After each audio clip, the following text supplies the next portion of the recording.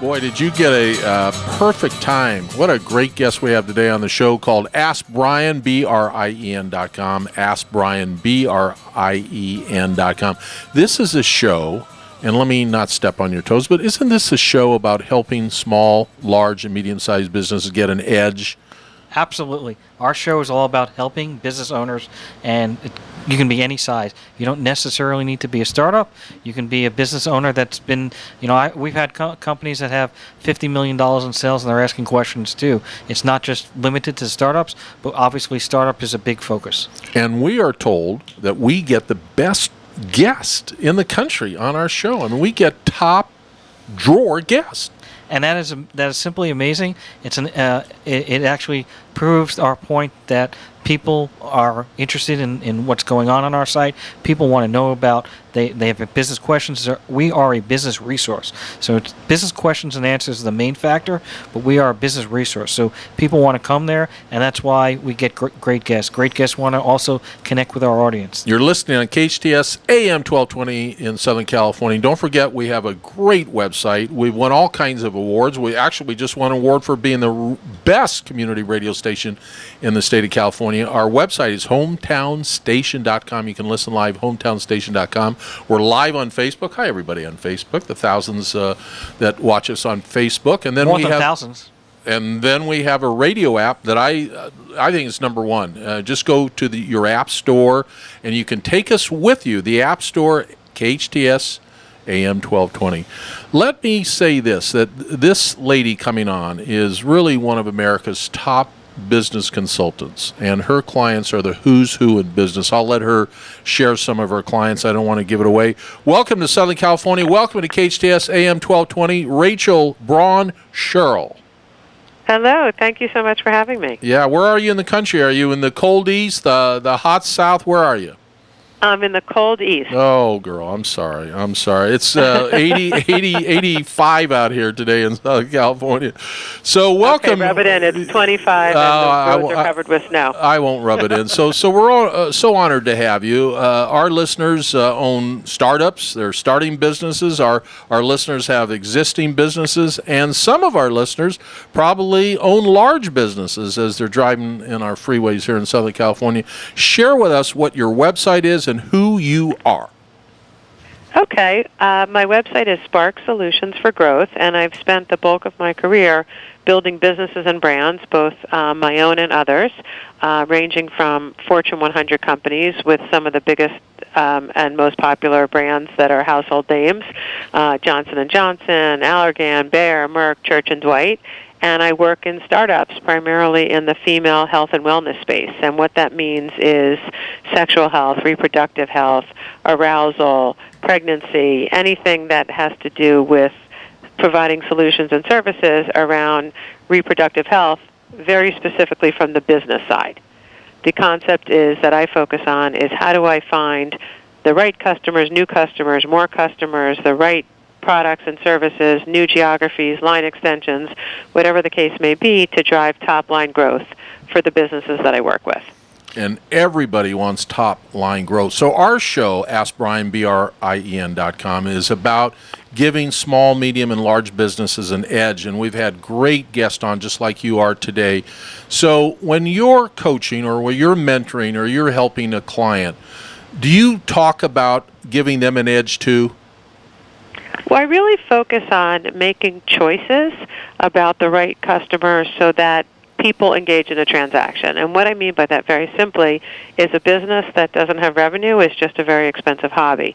So I really focus with clients on who is it you're trying to reach, what is it you're trying to get them to do, and what do you have to say or do or communicate to get them to engage in a transaction, whether it's go into your facility to get healthcare services, whether it's to buy your skincare product versus another, whether it's to enter a new category that they haven't been exposed to before, and figuring out what will motivate them, not only from a communication standpoint, but from an offer standpoint, a pricing standpoint, an access standpoint, how you get people to make purchases that drive your top-line growth.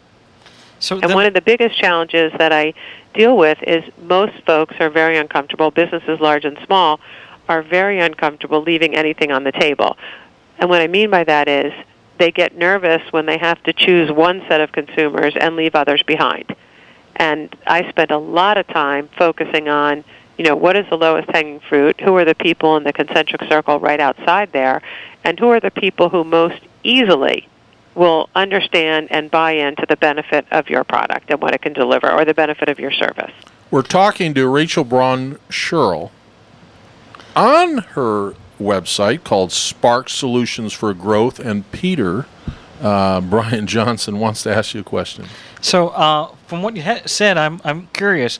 There are a whole bunch of freemium models out there. So, had you met Mark Zuckerberg earlier in your career, and he had come to you, he had this freemium model where he was just sitting there and saying, "Let's build up the users. Let's get as many users as possible, and after we get the users, the money would come." So, what would you have said to Mark Zuckerberg if he came to your office in 2005? I hope I would have said, in retrospect, sign me up and give me a lot of shares and I'll work for equity. And then I would be sailing my yacht around the islands. But what I would have focused on is, who is it you're trying to motivate? How are you going to get them there? And why is anyone going to care? So the concept about getting this huge audience, that wasn't so new. But the level of engagement he was able to get, and the level of care and concern and interest, and how much time people were spending on it. All those things lead to an opportunity to sell a product, to get a message out, to communicate with people. All the community stuff is amazing, and Facebook is an incredibly powerful vehicle for social change, for communication, for connecting. But the reason the business piece works is because you're able to target who it is who's most likely to be interested in your product, who they are, where they are, attitudinally, where they are demographically, where they are in terms of their stage of life. So the idea that he and Facebook has more information about its users than anyone else sets up an almost ideal advertising model. How you know where the people are, you know what they're interested in, you know what kind of conversations they're interested in engaging in, and based on the content, you have a lot of information about what they'd be interested in buying. So hindsight is 20/20, and it looks pretty easy and brilliant now, but the secret to being a brilliant entrepreneur and one who really transforms industries is seeing an opportunity like that first. Well said. Talking to the owner of SparkSolutions.growth. You're listening to KHTS AM 1220 in Southern California. You can also watch us live on Facebook and listen to us on hometownstation.com. So let me get in the weeds a little bit with you, Rachel. So okay. Amazon is really having an effect on large retailers. I just read in USA last week that 5 of the major sports companies have filed bankruptcy.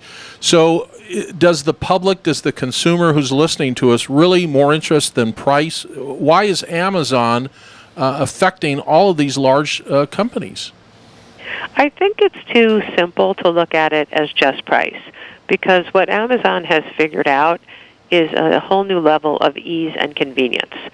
So there's a price and a value associated with that. A lot of Amazon's revenue, I imagine, I haven't looked at their P&L in the past couple of months, but the Prime offer that they have, which is free shipping, people are paying for that on an annual basis, and they can figure out very easily that pays off. But it's the convenience, it's the immediacy, it's the ability to choose, it's the huge selection, it's the range of choice, it's the personalization, it's that they know you when you come back on. It's, in my mind, the offering or the whole portfolio of things that they offer is way bigger than just price. Although price is clearly extremely motivating, and you see lots of other companies who are traditional bricks and mortar companies, Walmart most obviously, who's trying to take a page out of their playbook. I think that there's been a lot of trends for a long time that the retail model in and of itself, independently, is really having a lot of struggle, but it's not only price. It's convenience, access, and it's immediacy, and the ability to plan ahead and have what you need on your front door without even thinking about leaving the house. And what Amazon has been able to do is really change the way people shop in a transformative way. Now, let me ask you a question. I've heard the term viral marketing. Have you heard that term before? Yes, of course. So, have you ever been associated with any of your companies that you've worked with? Have you had any campaigns that have taken off on a viral marketing campaign? Yes, a couple of them. And one of I think the big misnomers is that you can create a viral campaign. Basically, the marketplace is the ultimate decision maker on what is viral and what isn't. But one of the ones where we had enormous success, I was running a company that where I got the moniker Vagipreneur, a person in the business of female health, and the product improved arousal, desire, and satisfaction for women. And we had a lot of trouble getting access to traditional and non-traditional outlets. And after many months of trying to get people to take my money for me to be able to sell my product and communicate my message on their channels, through their media channels, I decided, well, if they're not going to let me do that, this has got to be a story. So I worked for about a year to find a PR firm that thought this was a story. And on a Tuesday, the article was published in the New York Times about the disparity between men and women's advertising. Wednesday, the product was featured on The View and Good Morning America. The following Tuesday, we did an 8-minute segment on Nightline, which, every time someone says, do people still watch that, it turns out that the people in my demo actually watch that and love it. And then we became a trending word. We were in every major newspaper, on every site.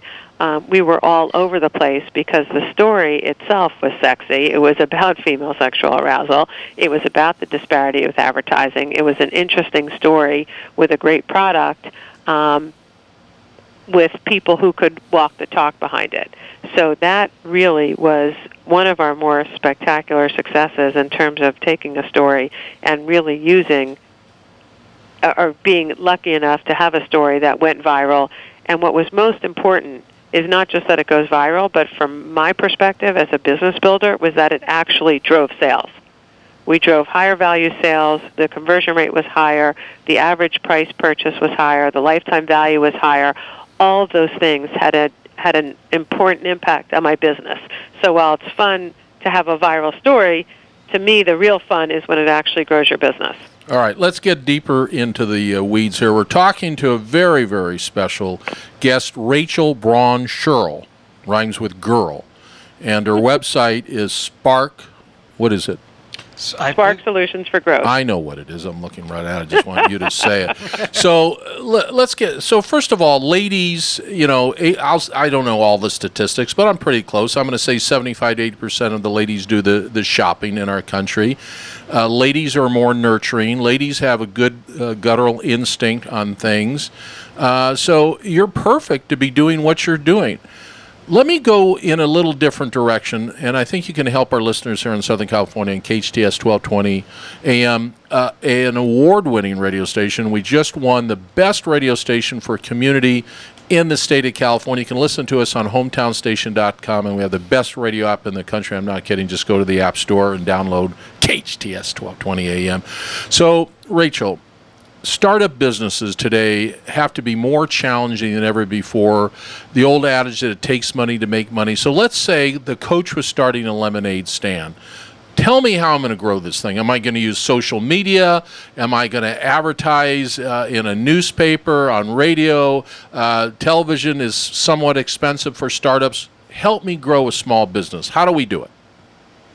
First is you have to have a product that people want. So you started with the food category, and I've spent a lot of time in food and beverage. Before anything else, you have to have a product, in this particular example, that tastes good. So let's assume that I have lemonade. What is it about my lemonade that's interesting, better, different? Is it fresher? Is it a different price point? Does it have different flavors? Is it where you can get it? And in order to build a business, you have to at least have a starting set of hypotheses on all those choices. So let's say mine's going to be premium. How do I get traction? How do I demonstrate that people are willing to pay more for my lemonade? So I need to be in a place where people want to buy lemonade, where they're willing to pay more for lemonade, and where I can actually engage in a transaction. So there's no set answer to say I should be here or to be there. My experience in building small businesses is I like the concept of spend a little to learn a lot. Start local, see if you can get traction, see if you could get people to like it and recommend it. What about spending a lot to make a lot? I would hire. I'd that, hire you in a heartbeat, and you're not going to be inexpensive, but it might be worth it to hire you. when I say spend a little, learn a lot, I certainly don't mean on hiring me, but I mean much more. Make sure that you have a product that people are interested in buying before you invest a huge amount behind a concept that you're not even sure makes any sense. Can you make your lemonade? Can you get your lemonade to a customer? Will they drink it? What kind of feedback do you get? What kind of changes do you need to make? Is the packaging clear? Is the pricing right? Do people want to come back and buy it? All of those things you can test on a very small scale before you do anything that looks like having a factory and doing any kind of regional or national launch. Social media, I think one of the misnomers, it's an unbelievably powerful set of tools, and it's not one thing. It is very difficult to get attention in any of the social media channels from a standing start. So when you look at the things that go viral, whether it's the story, I don't know if you've seen recently the newscaster who was talking about important geopolitical events, and his 2-year-old pops into the background, and is interrupting and singing while this person is reporting from halfway around the world about these big issues. We saw that. So let me ask you a question. You're listening to the show on KHTS 1220. It's called Ask Brien, Brien. This website, Rachel, is about giving an edge to businesses, just like what you're doing. So if Brien Johnson went out in the middle of the 101 freeway and stopped traffic, that might go viral. Maybe we need to do something like that for AskBrien.com. What do you think? Well, as long as the cars would stop, that'd be okay. Yeah. If the cars would stop, and more importantly, if when they stop they bought your lemonade, then I think you have a business. Otherwise, you just have a nut who's standing in the middle of the freeway, waving down traffic. So again, a lot of the social media activities are around creating awareness and engagement, but ultimately to build a business that has to translate into a transaction. So if your goal is to be viral and be the craziest person on the California on 101, then you would be successful just waving down cars. But if your objective is to build a business, at some point you have to demonstrate that the effort you spent to wave down cars actually resulted in people buying your lemonade, drinking your lemonade, buying it again, and recommending it to people. And the recommendation piece and the tell a friend, all that is incredibly important and powerful when it works for you on social media, and very damaging and destructive when it doesn't. Now, you said about startup. Which startup did you work with that had the most success? Well, there are a lot of them. It really depends, how you're measuring success. So for instance, I've worked for a lot of, this is a little bit workaround of your question, but I've worked for a lot of established brands that have launched amazing product extensions because they figured out a nuance or something unusual that got them to build on their core customer and then create it. We've had a lot of success working with big brands like Botox, looking at new indications. We've had a lot of success looking at smaller brands in the area of female reproductive health. And the issue really is, what is your growth objective? So for me, if I'm working for a J&J brand that's $100 million and I drive 10% growth, that's an enormous success. If I'm working with a $5 million brand, 10% growth over a couple of years is, ho-hum, it's not a very interesting story. So it really does depend how big you're in, how the space you're in, but we've had a lot of success in female arousal products, in menstruation, in selling pregnancy monitoring, figuring out a way to connect interesting technology with a consumer need, and then driving towards a transaction. You're such a good guest. We're talking to Rachel, and I'm going to get this right again, Rachel Braun, rhymes with girl Scherl, right? Did I do that Yep, perfect? Absolutely. And your website is sparksolutionsgrowth.com. Sparksolutionsforgrowth.com. For growth. I'm looking right at it. It says for growth. I'm reading it. Spark Solutions for Growth. Look, right there. I'm reading it. You left out the for. I did? Yeah. Well, I'm not leaving it out now. It's called sparksolutionsforgrowth.com. You're a terrific radio guest. I love your voice. So can we keep you over for one more little segment? Because I want to go a little bit deeper into the weeds on something that I'm going to challenge you with. And Okay. And Are you a gardener? No, into weeds. this is a little challenge. This is a great smart lady in this country, and we need smart people like this on our show. We get them every week on AskBrien.com. Really, we've had incredible guests. I mean, here's another incredible guest. Well, this is probably the most incredible guest we've had. Yeah, you patronize. You patronize. He's just patronizing you there. I'm going to take it. I'm going to put that on my website. So stay tuned for a challenge. We're going to come right back. I'm going to ask this smart lady a question that might get her fired up. So come back. You're listening to AskBrien.com on KHTS, 1220 a.m. and 85-degree weather. Beautiful early summer here in Southern California. We'll be right back.